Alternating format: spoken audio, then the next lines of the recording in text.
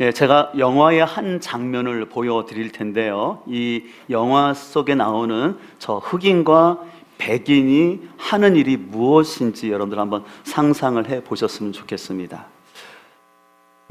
혹시 영화를 보신 분은 아시겠지만요. 여기 나오는 흑인은요, 피아노를 전공하는 박사이고요. 그 다음에 백인은 이 흑인 박사를 돕고 있는 운전기사였습니다. 그래서 하루는 아침 식당을 들어갔는데 흑인이라서 들어가지 못하도록 막고 있었어요. 그래서 그 백인 기사가 그거에서 항의하는 장면이었습니다. 이 영화는 1960년대 미국에서 있었던 인종차별을 실화로 만들어진 그린북이라는 영화입니다. 이 영화는요, 사람들이 갖고 있는 특별히 피부색에 대한 선입견과 편견의 문제를 잘 다룬 작품입니다. 우리는 살면서 선입견, 편견이라는 말들을 종종 하게 되는데, 여러분들이 선입견과 편견의 차이를 여러분 정확히 좀 구분이 되시나요? 한자로 보면 확실히 쉽게 알 수 있는데요. 선입견이라는 것은 뭐냐면 먼저 들어오는 견해라는 뜻으로서 실제 경험이 앞서서 자신의 마음속에 굳어진 어떤 관념이라고 말할 수 있습니다. 이제 편견은 뭐냐면 치우친 견해라는 것이죠. 그래서 공정하지 못하고 한쪽으로 치우쳐진 생각을 편견이라고 합니다. 근데 이 편견은요, 먼저 잘못된 선입견이 쌓여서 편견이 만들어지는데, 특별히 우리 사회에서는 어떤 지역에 대한 편견들, 또 외모에 대한 것, 또 학벌에 대한 편견이 좀 많은 것이 우리 사회인 것을 볼 수가 있습니다.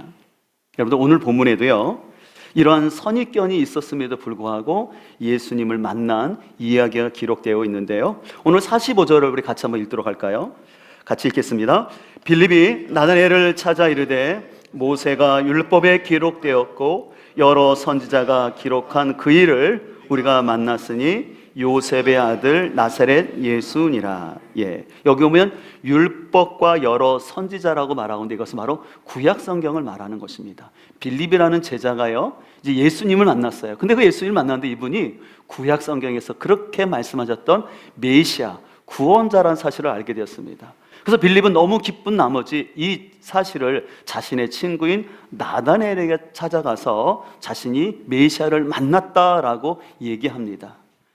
그래서 그 말을 들은 나다나엘을 뭐라고 말하냐면, 아니 그 예수가 나사렛 출신이라면서, 나사렛은 그 촌동네인데 거기서 무슨 선한 것이 날 수 있느냐면서 무시를 했습니다.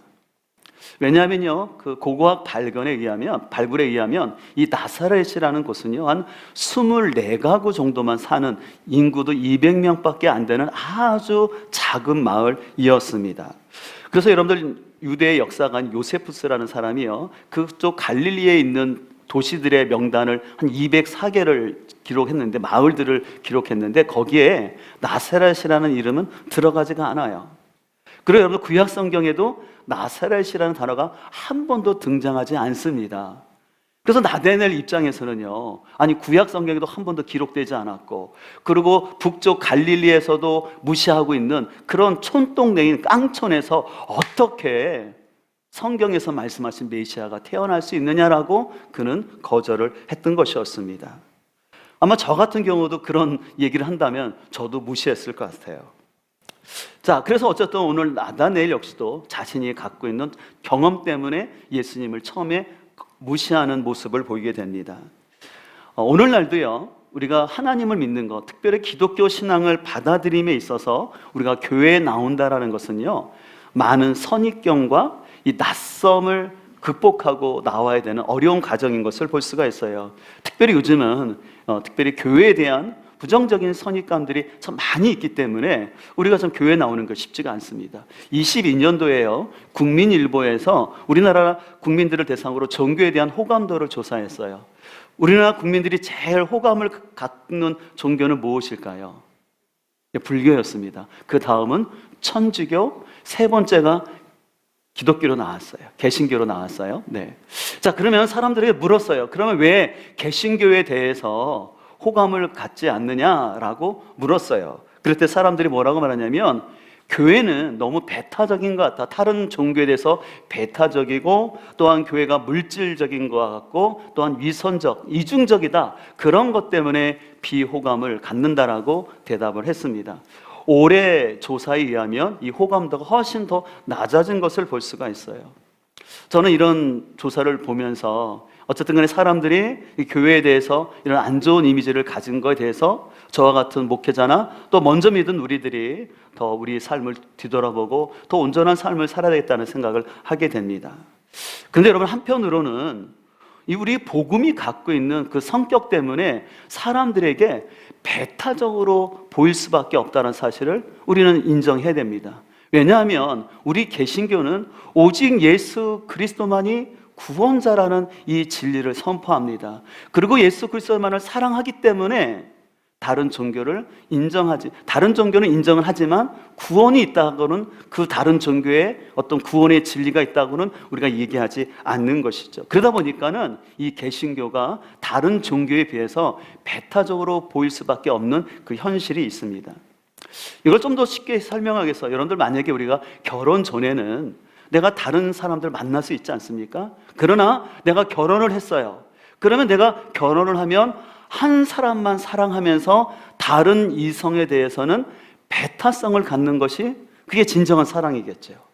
근데 만약에 자신이 결혼했음에도 불구하고 다른 이성에게 호의적인 마음을 가지고 마음의 문을 연다면 그것은 진정한 사랑이 될 수 없고 건강한 가정을 이룰 수 없는 것이죠. 이런 차원에서 우리 개신교는 오직 예수 그리스도만이 구원이라는 이 진리를, 그래서 하나님에 대한 사랑이 강하다 보니까는 다른 사람들에게 배타적으로 보일 수밖에 없는 특성이 있다는 것을 여러분들이 이해해 주시면 좋겠습니다. 또 요즘 우리 넷플릭스라고 젊은 사람들이 많이 보는 그런 그 사이트에서 보게 되면은 좀 개신교에 대해서 굉장히 좀 부정적인 이미지를 많이 그리고 있습니다. 그래서 여러분들이 많이 봤던 더 그롤이나 또 수리남 같은 그런 드라마들을 보게 되면은 굉장히 교회를 왜곡하고 좀 과장된 표현으로 부정적으로 많이 그리고 있는 것을 볼 수가 있어요. 그런 것들을 볼 때, 또 나는 신이다에서 나오는 그 사이비 교주들을 볼 때, 일반인들이 볼 때는 교회와 분간이 안 되잖아요. 그럼 일반인들이 볼 때는 혹시 교회 나가면 저렇게 되는 거 아닌가라는 그런 의심이 생기는 것이 사실입니다. 그러다 보니까 자꾸 우리들 마음속에는 부정적인 선입관과 그로 인해서 편견들이 만들어지는 게 사실입니다. 그런 차원에서 우리는 일반화의 그 오류라는 것, 특별히 과잉 일반화의 오류를 우리는 잘 생각을 해봐야 되는데요. 여러분들, 과잉 일반화의 오류라는 것은 뭐냐면 한두 번의 사건에 근거해서 결론을 내리고요, 삶의 여러 영역에서 성급하게 일반화된 결론을 내리는 것을 바로 과잉 일반화의 오류라고 얘기합니다. 그런 사람들이 왜 과잉 일반화의 오류를 범하느냐? 몇 가지 이유가 있는데, 첫 번째는요, 제한된 정보를 갖거나 아니면 잘못된 가짜 뉴스를 확신하는 거예요. 또 한 가지는 어떤 일의 원인과 결과를 잘못 연결시킴으로 인해서 자신 안에 인지 왜곡이 발생하게 될 때 이런 과잉 일반화의 오류를 범할 수가 있습니다. 제가 예전에 어떤 분과 대화하면서 그런 얘기를 하더라고요. 자신의 자녀가 다른 지역으로 이사를 가게 돼서 그 지역을 가봤는데, 그 지역을 가기 전까지 그분께서는 그 지역은 굉장히 어떠한 지역이다라는 그 생각을 갖고 있었는데, 막상 그 지역 사람들 가보니까 너무 정이 많고 친절하고 좋은 지역이었는데, 본인이 성장하면서 가졌던 선입관 때문에 그 지역에 대해서 잘못된 생각을 갖고 있었다라고 얘기하는데, 저도 참 그 얘기를 들으면서 공감이 갔습니다. 여러분, 반대로요, 또 얘가 좋아하는 어떤 사람이 어떤 지역의 출신이라고 해서 그 지역 모든 출신들이 다 좋은 것, 옳은 것은 아니죠. 그래서 우리는 일반 생활을 하면서 이런 부분에서 잘 분별할 필요가 있습니다. 그래서 우리는 내가 가까이 하는 한두 사람의 말이나 어떤 나의 짧은 경험을 가지고 섣불리 결정을 하면 우리가 손해를 볼 수 있기 때문에 늘 우리는 조심스러운 태도를 갖는 것이 필요합니다. 그래서 우리 모두에게는요, 정도의 차이는 있을지 모르지만 선입견과 편견이 있다는 것을 인정하는 것이 오히려 내가 올바른 판단을 하는데 도움이 됩니다. 어떤 사람은 나는 목사님 저는 선입견이나 편견 없어요 라고 말할 수 있는데, 여러분 실은 그것이 더 위험할 수 있어요. 왜냐하면 우리는 사회적 동물이기 때문에 내가 어떤 가정에서 어떤 문화 속에서 성장에 따라 다 나름대로의 선입견이 있는 게 사실입니다. 그래서 나는 선입견과 그로 인해서 잘못된 편견을 가질 수 있다는 것을 오히려 인정할 때 더 옳은 판단을 할 수 있다는 것이죠. 자, 그렇다면 특별히 우리가 신앙적 차원에서 우리 안에 있는 이 선입견들을 어떻게 극복하고 주님께로 더 나아갈 수 있을까요? 오늘 한번 46절을 볼까요? 오늘 46절에 보면 나다나엘이 이르되 나사렛에서 무슨 선한 것이 날 수 있느냐? 빌립이 이르되 와서 보라 라고 말씀하고 있습니다. 오늘 빌립은 선입견을 갖고 있는 나다나엘을 향해서 단순하게 말합니다. 와서 보라고 얘기합니다. 근데 이 와서 보라는 말은 굉장히 단순한 말인 것 같지만 나다나엘 친구를 통해서 네가 갖고 있는 선입견과 고정관념에 벗어나서 직접 네가 한번 봐서 보라는 거예요. 예수님을 한번 보고 그분의 말씀을 들어보라고 그 친구를 초청하는 것을 보게 됩니다. 자, 그래서 오늘 나다나엘은 자신의 친구인 빌립의 말을 듣고 이제 예수님을 직접 만나게 됩니다. 자, 그가 주님을 만나러 왔을 때 예수님께서 너무 놀라운 축복의 말씀을 나다나엘에게 하는 것이었어요. 47절을 이렇게 말하고 있습니다. 예수께서 나다나엘이 자기에게 오는 것을 보시고 그를 가르쳐 이르시되 보라, 이는 참으로 이스라엘 사람이라 그 속에 간사한 것이 없도다. 이 간사한 것이 없다라는 것은 뭐냐면요, 거짓이 없는 정직한 사람이라는 뜻이에요. 여러분들, 이스라엘 사회에서는요, 정직한 사람이라는 평가는 아주 중요하게 생각하는 명예 요소였어요. 반대로 저 사람은 정직하지 않아 라는 말은 굉장히 그 사람의 인격에 손상이 되는 말이었는데, 오늘 주님은 나다나엘을 보자마자 뭐라고 하냐면 저 사람은 참 이스라엘 사람, 그러니까 참된 이스라엘의 모델이 될 수 있는 사람이고 저 사람은 정직한 사람이라고 그를 평가해 주셨습니다. 조금 전까지만 해도 나다나엘은 나사렛에서 무슨 선한 것이 있으냐고 예수님을 편견 어린 시선으로 바라봤지만 오늘 예수님은 이 나다나엘을 잘 알고 계셨음을 알 수가 있습니다.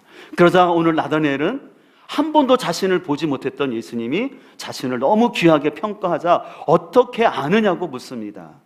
그랬을 때 예수님은 말씀하십니다. 빌립이 너를 부르기 전에 네가 무화과 나무 아래 있는 것을 내가 보았다라고 예수님 말씀하세요.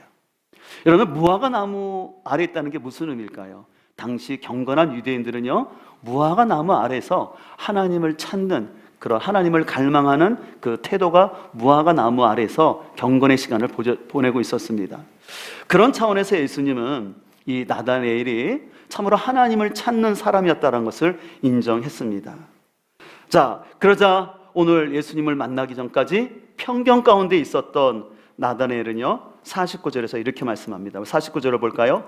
나다나엘이 대답하되 랍비여, 랍비는 선생이라는 것이죠. 자, 선생이여, 당신은 하나님의 아들이시요 당신은 이스라엘의 임금이로소이다 라고 귀한 고백을 해요. 오늘 나다나엘은요, 예수님을 단순히 랍비 정도를 넘어서 하나님의 아들, 다시 말해서 신이라는 것이잖아요. 그리고 당시 진정한 이스라엘의 왕이십니다 라는 놀라운 고백을 하는 것을 볼 수가 있습니다. 소망하는 것은 우리 안에서도 이런 귀한 신앙의 고백이 이루어지길 소망합니다.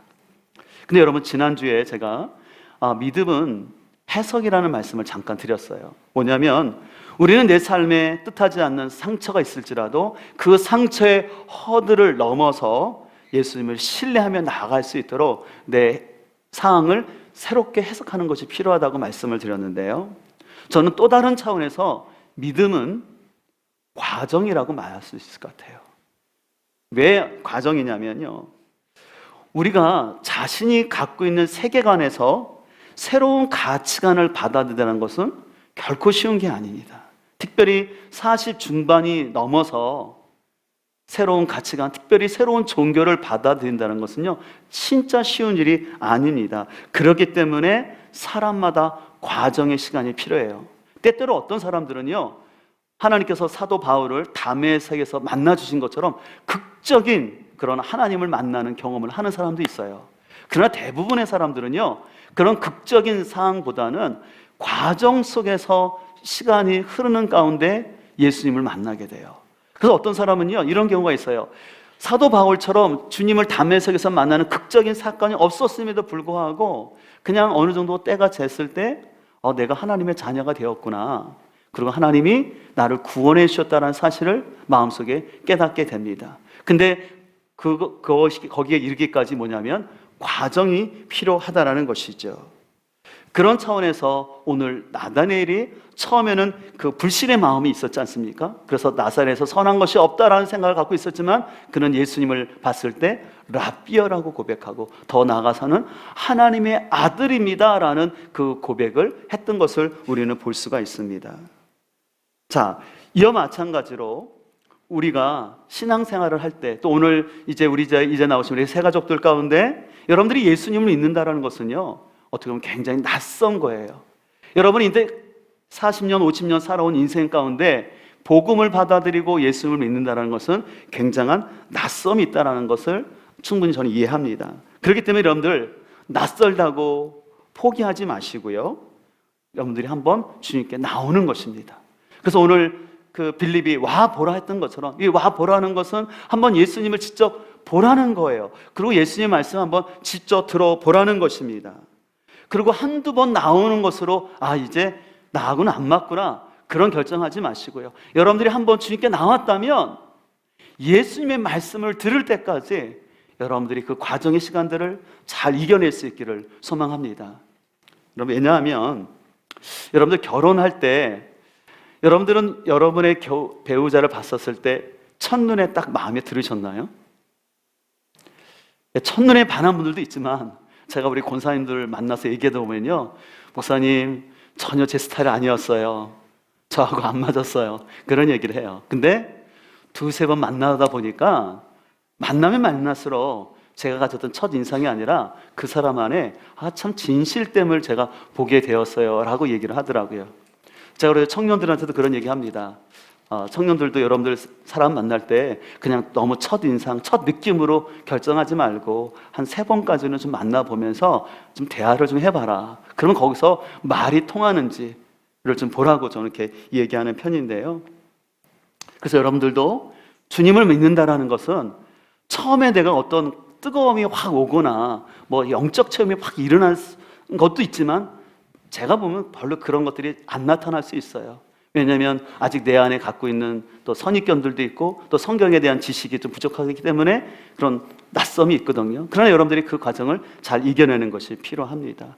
근데 중요한 것은 그 과정들을 이겨난 다음에 예수님을 만날 때 좀 세상에서 줄 수 없는 놀라운 은혜가 경험되어지는 거죠. 만약에 여러분들이 저에게 목사님은 예수님을 믿어서 뭐가 좋으세요? 라고 묻는다면 저는 자신 있게 말할 수 있는 것은 뭐냐면 제가 하나님의 자녀가 되었다는 사실, 그로 인하여서 저의 정체성이 회복된 게 저는 제일 좋은 것 같아요. 제가 목사라는 그 직분이 중요한 것이 아니라 저는 예수님 믿으면서 제일 좋은 게 뭐냐면 제가 하나님의 자녀라는 사실이 전 너무나 큰 기쁨이 되었어요. 저 같은 경우는 비록 사춘기 시절부터 교회를 다녔지만 사춘기 시절에 어떤 어려움들, 또 대학 가서 많은 갈등할 때 거기서 주님을 인격적으로 만났거든요. 근데 그 인격적으로 만날 때 주님께서 저에게 해주셨던 말씀은 뭐냐면 너는 나의 자녀라는 말씀이에요. 분명히 저에게 좋은 육신의 부모님이 있었지만 저를 지으신, 저를 아시는 하나님이 계시다는 사실은 제 인생을 180도로 전환할 수 있는 놀라운 말씀이었어요. 그래서 그 하나님을 만나게 되니까요, 제 자존감이 회복되더라고요.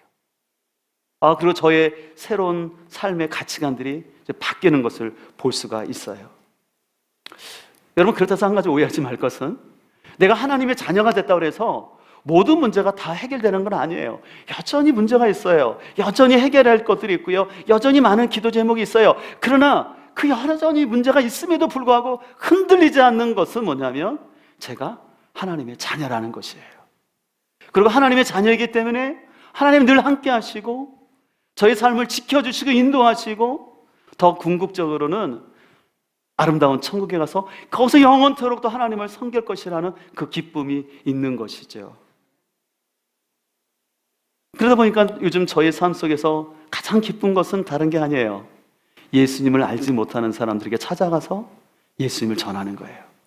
그래서 우리 새서명 초청잔치에 있었던 우리 명단들 101명의 명단들을 보면서 계속 기도하고 또 계속 시간 약속을 잡으면서 식사하고 만나면서 예수님을 자꾸 전하는 것. 예, 그러면서 그 영혼들이 주님께 돌아올 수 있도록 기도하면서 지금 또 우리 교회에서 계속해서 남자반, 여자반 제자 훈련하고 있는데 그것이 저희 참 기쁨이에요. 왜냐하면 제가 예수님을 만난 것처럼 우리 주님을 만나면 우리 성도들의 삶이 얼마나 풍성해지고 아름다워진다는 걸 알기 때문에 우리 성도님들이 그런 것을 경험했으면 하는 마음이 있습니다. 한 화장품 회사의 그 광고가 참 인상적인 그 광고가 있었는데요. 그 광고의 주제는 리얼 뷰티 스케치라는 주제였어요. 이 광고는 어떻게 진행되냐면요. 경찰에서 범인의 몽따주를 전문적으로 그린 전문가가 있었는데요. 그 전문가를 모셔놓고 사람들이 와서 커튼을 쳐놓고 자신의 인상착에 대해서 얘기하는 거예요. 저의 머리 헤어스타일은 이렇고 저는 눈이 어떻고 제 코는 어떻고 입은 이렇게 생겼어요 라고 얘기를 합니다. 그러면 그 말을 듣고 그 전문가가 몽타주를 그려요. 이제 끝나지 않습니까? 그러면 또 다른 사람이 들어와요. 근데 그 또 다른 사람은 누구냐면 바로 그 앞에 있던 사람을 잘 아는 사람이에요. 그래서 그 아는 사람이 그 사람에 대해서 또 얘기를 해요. 그러면 그 사람이 얘기합니다. 저 사람의 눈은 이렇게 생겼고 코는 어떻고 입은 이렇습니다라고 얘기를 하는 것이에요. 자, 그래서 몇 사람을 가지고 이렇게 비교를 했어요. 끝난 다음에 사진을, 스케치를 보게 되는데 한번 보여드릴게요, 여러분들. 어떤 모습이냐면 저 모습이 나왔어요. 보면 여러분들이 보실 때 왼쪽에 있는 사람은 자기가 얘기한 자신의 모습이에요. 그리고 오른쪽에 있는 그림은 사진은 뭐냐면 다른 사람이 자신을 설명한 모습이었어요. 여러분, 저 스케치 중에서 어느 게 더 멋있게 잘 나왔나요? 오른쪽에 있는 그림이 훨씬 더 멋있죠.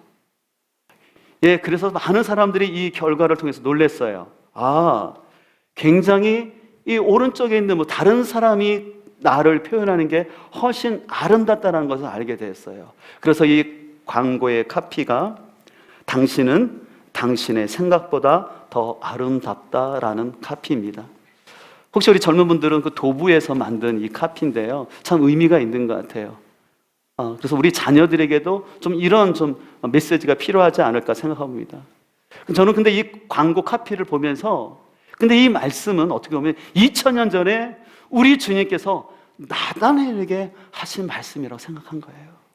나다나엘은 예수님을 향해서 편견과 선입견을 가지고 바라봤지만 예수님은 나다나엘을 훨씬 귀하게 바라보면서 너는 참 이스라엘의 사람이고 간사함이 없는 정직한 사람이라고 그를 귀하게 평가해 주셨습니다. 그런데 나다나엘을 그렇게 말씀하실 뿐만 아니라 지금도 이 자리에 계신 여러분을 우리 주님께서 바라보시고 여러분을 더 귀하게 말씀하여 주신 줄 믿습니다.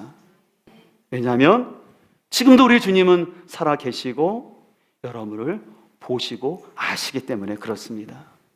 그래서 여러분들 오늘 본문에서 제일 많이 반복되는 단어가 바로 보다라는 단어예요. 자, 그래서 여러분들 보실까요? 46절에 보면 나다나엘이 이르되 나라에서 무슨 선한 것이 날 수 있냐 했을 때 빌립이 와서 보라라고 얘기했고요. 또 47절에서도 예수께서 나다나엘이 자기에 오는 것을 보시고라고 말씀하세요. 예. 또 48절에도 나다나엘이 이르되 어떻게 나를 아시나이까 예수께서 대답하여 이르시되 빌립이 너를 부르기 전에 내가 무화과 나무 아래에 있을 때 보았다라고 말씀을 하십니다. 또 50절에 보면 예수께서 대답하여 이르시되 내가 너를 무화과 나무 아래에서 보았다 하므로 믿느냐라고 말씀하시면서 여기서 또 보았다라는 단어가 나오죠. 또 51절에서도 동일하게 또 이르시되 진실로 진실로 너에게 이르노니 하늘이 열리고 하나님의 사자들이 인자 위에 오르락 내리락 하는 것을 보리라 말씀하고 있어요. 자, 그래서 오늘 여기서 보리라 보다라는 단어가 반복되고 있는 것을 볼 수가 있는데, 예수님께서 우리를 보신다라는 것은 뭐냐면 예수님 우리를 아신다라는 거예요. 아시는데 우리의 과거뿐만 아니라 현재도 아시고 미래도 아신다라는 것이에요. 근데 예수님께서 미래를 아신다라는 것은 우리와 함께 하시고 우리의 삶을 인도해 주신다는 말씀입니다. 이번에 새세면 초청잔치 때 거제에 계신 온누리 교회에 다니시는 그 이옥순 성도님이 와서 간증을 하셨잖아요. 그래서 그분이 사적인 자리에서 그런 얘기를 했어요. 자신이 그 신내림을 받고 사람들의 그 점을 쳐주는데 귀신의 힘을 통해서 사람들의 과거는 진짜 안 돼요. 근데 한 가지 모르는 게 있대요. 한 가지가 아니라 많이 모르지만 특별히 모르는 게 있대요. 뭘까요? 미래는 모른다라는 거예요. 자기 자신도 자신의 미래는 모른다라는 거예요. 그런데 우리 하나님께서는 여러분의 과거를 아시고 현재도 아실 뿐만 아니라 여러분의 미래를 아시고 인도하여 줄 믿습니다. 특별히 오늘 51절이 중요해요. 그런 의미에서 예수님께서는 뭐라고 말씀하시냐면, 또 이르시되 진실로 진실로 너희에게 이르노니 하늘이 열리고 하나님의 사자들이 인자 위에 오르락 내리락 하는 것을 보리라 라고 말씀하시는데요. 이 말은 뭐냐면 바로 예수 그리스도의 십자가의 죽음과 부활이라는 이 놀라운 구원 사건을 나다네엘을 비롯하여서 그의 제자들이 깨닫게 될 거라고 말씀하고 계시는 거예요. 왜냐하면 예수님께서 이 땅에 오신 궁극적인 목적은 뭐냐면 우리를 구원하시기 위해서 십자가에 죽으시고 부활하심으로 말미암아 새 생명을 주시는 거기 때문에 바로 이 사실을 나다네엘을 비롯한 제자들이 알게 될 거라고 말씀하셔요. 아직은 그들의 믿음이 어렵기 때문에, 믿음이 과정 중에 있기 때문에 그 십자가와 부활의 의미까지 깊이 알지는 못할 것이지만 때가 되면 분명히 이 사건을 알게 될 것이라고 주님이 말씀하신 것이었습니다. 여러분들, 나다네엘을 주님께서 아셨을 때 어디에 있는 나다네엘을 아셨다고 그랬어요? 무화과 나무에 있었다고 그랬죠. 무화과 나무 아래에 있었다는 것은 하나님을 찾는 경건한 유대인의 습관이라고 말했어요. 저는 이 말씀을 묵상하면서 분명히 나다네엘이 하나님을 알았어요. 하나님을 찾는 사람이었어요. 그러나 그는 거듭났습니까? 거듭나지 않았습니까? 거듭나지 않았어요. 아직 예수님을 못 만난 거예요. 저는 여기서 귀한 은혜를 깨닫게 되는 것 같아요. 오늘 많은 사람들이 하나님을 부인하지는 않아요. 하나님 있다는 걸 믿어요. 또 그래서 교회에 나와요. 근데 중요한 것은 여러분들이 하나님이 계시다는 것을 아는 게 중요한 것이라 그것을 넘어서 거듭나야 할 줄 믿습니다. 거듭난다는 것은 여러분들이 예수님을 인격적으로 만나야 돼요. 예수님을 만나는 것이 우리의 신앙의 궁극적인 목적인 것입니다. 여러분들이 하나님을 지식적으로 아는 것은 도움이 될 수 있지만 구원을 이룰 수는 없어요. 우리가 온전히 구원에 이르기 위해서는 여러분을 위해서 십자가에 죽으시고 부활하신 예수님을 인격적으로 만나야지만 여러분의 삶이 변화될 줄 믿습니다. 그래서 우리는 계속해서 그것을 갈망해야 되죠. 근데 우리 주님께서는요, 이렇게 우리들의 구원을 이루기 위해서 실은 예수님께서도요, 사람들로부터 많은 편견과 오해를 받으셨습니다. 그 대표적인 말씀이 마가복음 6장 3절의 말씀인데 이렇게 기록되어 있어요. 이 사람은 마리아의 아들 목수가 아닌가? 그는 야고보와 요셉과 유다와 시몬의 형이 아닌가? 또 그의 누이들은 모두 우리와 같이 여기에 살고 있지 않은가? 그러면서 그들은 예수님을 달갑지 않게 여겼다고 말하고 있어요. 이 사건이 뭐냐면요, 예수님이 이제 공생애를 시작하시면서 회당에서 말씀을 가르쳤어요. 근데 그 말씀이 너무 놀라웠어요. 근데 사람들은 그 예수님에 대한 선입견이 있기 때문에 저 예수 우리가 아는 목수 요셉의 아들인데, 당시에 목수라는 것은 굉장히 하층 직업이었거든요. 예수님도 목수였잖아. 아니 목수 주제에 네가 어떻게 이렇게 말씀을 깨달아서 이렇게 가르치고 있어? 아니 내가 너희의 형제들과 가족들을 알고 있는데 너희들 가족 별반 없는 그 가족의 출신인데 네가 이런 말씀을 가르쳐? 라고 하면서 그들은 예수님의 선입견을 가지고 예수님의 그 놀라운 가르침을 거부했습니다. 여러분들 요한복음 8장을 보게 되면요, 사람들이 예수님을 말씀을 거부하면서 이렇게 말해요. 네가 아직 50도 못 됐는데 아브라함을 보았다 하느냐라고 하면서 그들은 예수님의 외모를 볼 때 예수님이 50 가까이 되는 그런 사람으로 바라보면서 예수님의 외모를 가지고 또 편견을 가지고 있었던 것을 볼 수가 있어요. 그러나 우리 주님께서는 이런 편견 속에서도 우리를 위해 십자가에 죽으시고 부활하심으로 말미암아 우리에게 새 생명을 주신 줄 믿습니다.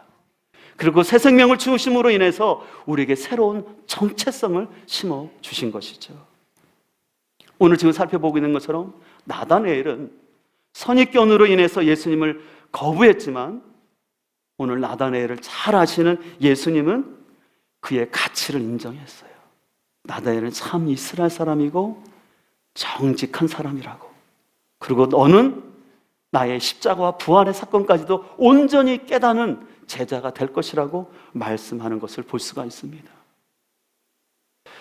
저는 아까도 말씀드려서 그런 의미에서 우리가 예수님을 믿으면서 제일 기쁜 것은 뭐냐면 하나님의 음성을 듣는 건데, 그 하나님의 음성 중에서도 가장 귀한 것은 너는 나의 자녀다라는 거예요. 그래서 내가 하나님의 자녀라는 그 정체성이 들어가게 되면요, 그 삶이 새롭게 변화되는 것을 볼 수가 있어요. 그래서 교회에서 해마다 여름이나 겨울이 되면 교회 학교 캠프에 자꾸 우리 아이들을, 학생들을 보내는 이유는 뭐냐면 다른 게 아니에요. 그들의 정체성을 깨달으라는 것이에요. 결코 너희들은 학교 성적으로 아니면 원 가족 안에 있었던 그 부모들이 해준 게 너의 진정한 정체성이 아니라 너를 지으신 하나님이 있단다. 너를 위해서 십자가에 죽으시고 부활하신 예수님이 너를 사랑하고 계신다라는 이 사실을 전하는 것이에요. 그래서 그 캠프 가운데 예수님을 만나게 되면 그들의 인생이 변화되고 새로운 삶을 살 수 있는 것이에요. 여러분, 오늘 칼럼에도 보면 우리 지난주 우리 청년들이 그 캠프를 다녀왔는데요, 우리 청년들 18명이 다녀왔어요. 실은 굉장히 청년들도 바쁘잖아요. 일터. 그래서 우리 한 청년은 애비군 훈련까지 있었고 또 직장에서 일하고 또 비도 오는 가운데 그래도 저녁 시간이라도 참석하려고 애쓰고 했을 때 거기서 하나님 만나주시고 그의 정체성을 새롭게 하니까 그에게 사명을 주시는 것을 볼 수가 있어요. 그리고 여기에 기록하지 않았지만 제가 우리 많은 청년들이 얘기를 들으면서 우리 청년들이 하나님을 더욱더 만나가고 있구나, 자신들의 정체성을 회복하고 있구나. 그래서 여러분들 비전은 어디서 나오냐면 자신의 정체성을 아는 사람이 비전이 생기는 거예요. 그래서 사랑하는 성도 여러분, 여러분의 자녀들이 하나님을 만날 수 있도록 그들을 계속해서 격려하여서 주님 앞에 나올 수 있도록 여러분들 기도해 주시고 격려해 주길 바랍니다. 여러분의 자녀가 잘 되는 길은요, 분명 공부도 필요하고 재능도 필요하지만 제가 볼 때는 하나님 만나야 돼요. 하나님 안에서 자신의 정체성을 깨달아야지 그 인생의 비전이 생기고 어려움이 있더라도 돌파할 수 있는 힘이 생기게 될 줄 믿습니다. 이 일을 위해서 우리 사랑하는 성도님들도 계속 기도해 주시면 좋겠어요. 하나님, 참 다음 세대가 어렵다고 하는데 세상적인 공부로, 세상적인 방법으로 그들이 살아가는 것이 아니라 하나님의 자녀라는 그 확신을 알게 하여 주옵소서. 나의 외모와 상관없이, 나의 가정 환경과 상관없이, 내 성적과 상관없이 내가 하나님의 자녀라는 그 하나님의 음성이 들려지면 그 인생은 새로워질 줄 믿습니다. 우리 역시도 마찬가지예요. 나의 정체성을 주님 안에서 발견하게 되면 놀랍게 변화될 줄 믿습니다. 제가 설교를 시작하면서 그린북 영화 이야기를 했는데요, 원래 그린북의 목적은 뭐냐면요, 인종차별이 심했던 특별히 남부 지역을 중심으로 해서 흑인들이 갈 수 있는 호텔과 식당을 적어놓은 곳이에요. 왜냐하면 인종차별이 너무 심했기 때문에 흑인들은 아무 식당이나 호텔을 들어갈 수 없었어요. 그래서 그런 흑인들을 배려하기 위해서 그린색 표지로 흑인들이 갈 수 있는 숙소와 식당들을 정리해 놓은 곳이에요. 저는 저 그린북을 바라보면서 우리 역시에게도 영적인 그린북이 필요한 것을 보게 됩니다. 이 거짓과 유혹이 가득한 세상 가운데서 우리가 살 수 있는 것은 영적 그린북이 필요한데 그것은 바로 예수 그리스도의 말씀인 줄 믿습니다. 근데 한 가지 우리 새가족들이 기억할 것은요, 영적인 그린북이 하나님의 말씀인데 우리가 새가족 입장에서 이 하나님 말씀을 받아들인다는 건 쉽지가 않아요. 왜냐하면 이 말씀이 짧게는 2000년, 길게는 3500년 전에 기록되어진 말씀이에요. 그리고 우리 문화권에서 기록된 것이 아닙니다. 또 우리는 내가 살면서 이런저런 선입견과 편견이 있는데 그런 가운데서 이 하나님의 말씀을 읽는다는 것이 쉽지가 않은 것이 사실입니다. 그렇기 때문에 하나님께서 우리를 위해서 세우신 공동체가 교회라는 것이에요. 그래서 하나님은 교회를 통해서 사람들이 구원의 생명을 얻게 할 뿐만 아니라 그 생명 얻은 그분들이 자라날 수 있도록 하나님은 공동체를 통해서 말씀을 해주시고 말씀으로 서로를 격려하면서 믿음이 자라도록 하는 것이 교회의 본질적인 목적입니다. 그래서 늘 우리 교회가 함께 기도하는 것처럼 영혼 구원하여 제자 삼는 것이 저는 교회의 본질이라고 생각하기 때문에, 그래서 교회는 끊임없이 영혼들에게 복음을 전하고 그리고 그들을 하나님의 말씀으로 제자를 삼는 것이죠. 그래서 여러분들 그 과정 속에서 여러분들 분명히 아까 말한 건 낯섦이라는 게 있거든요. 익숙하지 않은 게 있어요. 그렇지만 여러분들이 그 낯섦과 익숙하지 않음을 잘 인내하고 계속해서 하나님의 말씀을 들을 때 그 말씀이 여러분의 삶을 놀랍게 변화시킬 줄 믿습니다. 여러분들, 어린아이들은 생후 6개월이 되면 낯가림을 시작합니다. 그래서 돌을 지나서 보통 15개월까지 이제 낯가림이 진행되는데요. 여러분들 자녀를 키워보시면 알겠지만 그 자녀들의 낯가림을 어떻게 극복할 수 있을까요? 엄마와 아빠와 함께 새로운 환경과 새로운 사람을 자꾸 만나는 거예요. 근데 만약에 여러분의 자녀가 낯가림을 극복해야 되는데 혼자서 그냥 딱 하라면 할 수 있을까요? 어렵잖아요. 그래서 낯가림을 잘 극복할 수 있는 길은 뭐냐면 엄마, 아빠와 함께 새로운 환경과 새로운 사람을 만나면서 또 그러면서 자연스럽게 다른 사람의 자신을 안아주는 것을 수용하면서 이제 아이가 그 낯가림을 극복하면서 성장해 갈 수 있는 것입니다. 여러분, 그런 의미에서요, 신앙생활도 낯가림이 있을 수 있거든요. 특별히 여기 우리 새 가족들이 계시는데 여러분들이 예배 드리는 게 얼마나 어려우셔요. 저도 충분히 이해가 갑니다. 만약에 저보고 절에 가서 예배하는 걸 뭐라고 하죠? 불공. 예. 뭐 그거 하라고 하면 얼마나 낯설겠어요. 그렇죠? 예. 저도 그런 것들을 생각해 보면 우리 새가족들이 와서 이렇게 1시간 10분 정도 예배 드리는 것이 굉장히 낯선 게 있어요. 찬양이, 내가 트로트는 잘 부르는데 내 찬송가는 좀 익숙하지 않을 수 있고요. 내가 일반 서적들은 꽤 읽는 편인데 이 성경의 말씀은 잘 이해가 안 가요. 그래서 어떤 분이 얘기하더라고요. 진짜 목사님 속상해 죽겠어요. 뭐라고 그러냐면 제가 그래도 꽤 공부는 했거든요. 근데 성경은 이해가 안 돼요. 네, 그럴 수밖에 없어요. 왜냐하면 성경은 영적인 말씀이기 때문에요. 성령님께서 깨닫게 해주시는 것도 있고 성경에 대한 배경적인 좀 지식이 필요하거든요. 그 과정 속에서 여러분들 어렵다고 낯설다고 포기하지 마시고 계속해서 와서 주의 말씀을 듣고 하나님께 여러분의 마음을 고백하고 나를 진정으로 만나달라고 기도할 때 우리 하나님은 여러분 꼭 만나주시고 여러분의 삶을 새롭게 할 줄 믿습니다. 우리 모두 우리 주님을 깊이 만날 때까지 영적인 낯가림을 잘 극복하고 또 우리 새 가족들이 이런 영적인 낯가림을 극복하고 계속해서 주님을 깊이 만날 수 있도록 우리가 빌립이 되어서 그대로 초청하고 주님께로 인도할 수 있는 우리 모두가 될 수 있기를 주님의 이름으로 축복합니다.